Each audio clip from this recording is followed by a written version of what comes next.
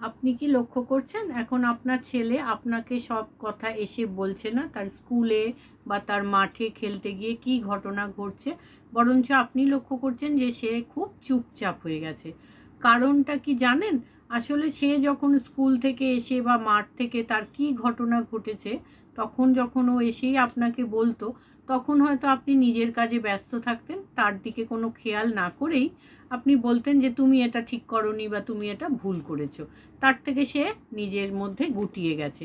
কিন্তু এটা না করে যদি আমরা একটা পদ্ধতি ব্যবহার করতে পারি, যেমন আগে প্রথমে আমরা যে কাজটা করছি সেটাকে স্টপ করে দেবো, তার মানে স্টপ। তারপরে কি করব না, সে আপনার সন্তান যে আপনাকে এসে বলছে তার দিকে আপনি তাকাবেন, অর্থাৎ লুক, তার মানে স্টপ, লুক, আর তারপরে আমরা লেসেন।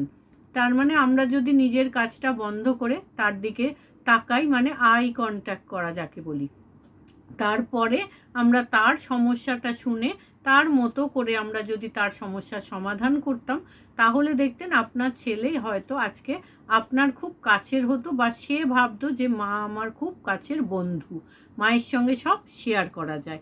তাহলে এই পদ্ধতিটা আপনি ব্যবহার করে দেখুন, আপনার ছেলে আবার আপনাকে নিজের বন্ধুর মতো মনে করবে এবং তার ব্যবহারেরও পরিবর্তন হবে।